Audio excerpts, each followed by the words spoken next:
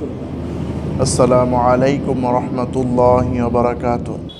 Islamic দার্স হেরার বাণী TV channel কর্তৃক আয়োজিত এই দার্সে আমাদের অংশগ্রহণ করার তৌফিক দান করেছেন এজন্য বলি আলহামদুলিল্লাহ। সালাত এবং সালাম প্রিয় নবী মুহাম্মদুর রাসূলুল্লাহ সাল্লাল্লাহু আলাইহি ওয়াসাল্লামের উপর।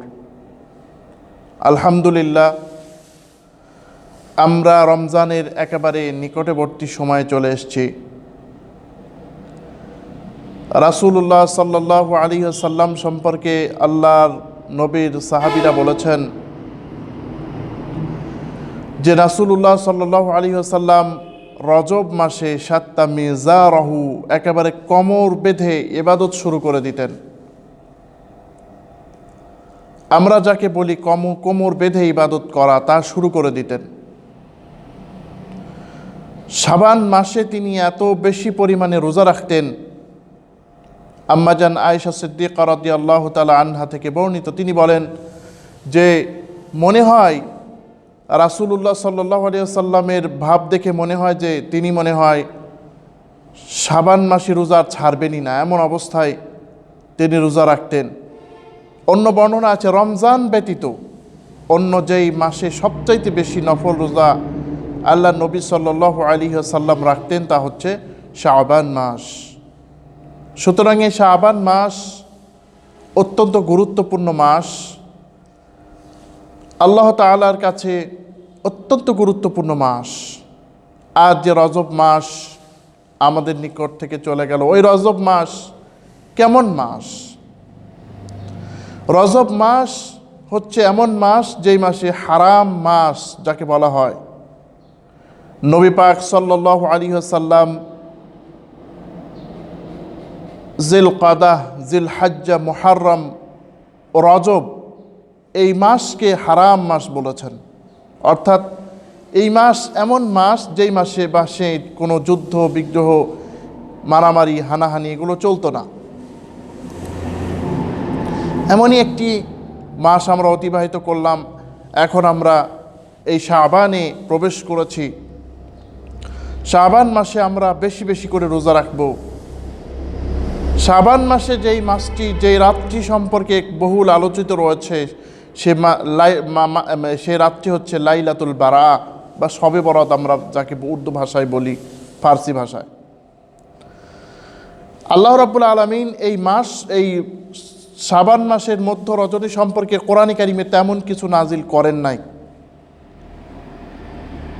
আল্লাহ রাব্বুল আলামিন কেবলমাত্র ইঙ্গিত করেছেন বলে অনেক উলামায়ে কেরাম বলেছেন, হামিম ওয়াল কিতাবিল মুবিন ইন্না আনজালনাহু ফি লাইলাতিন মুবারাকাতিন ইন্না কুন্না মুনদিরিন।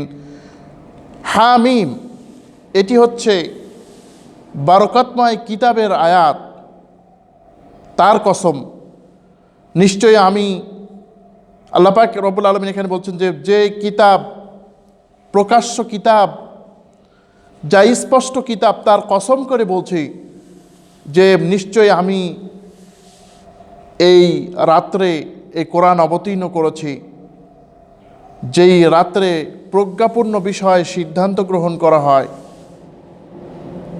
যা আল্লাহর হুকুমেই এগুলো হয়ে থাকে। তিনি সব কিছু শোনেন ও জানেন। তোমার রবের রহমতে তিনি সব কিছু শ্রবণকারী এবং সব কিছু তিনি জানেন। এই লাইলাতুল মুবারাকা সম্পর্কে অধিকাংশ উলামায়ে কেরাম বলছেন তা হচ্ছে লাইলাতুল কদর। যদিও কেউ কেউ বলেছেন যে শাবানের মধ্যম রজনী।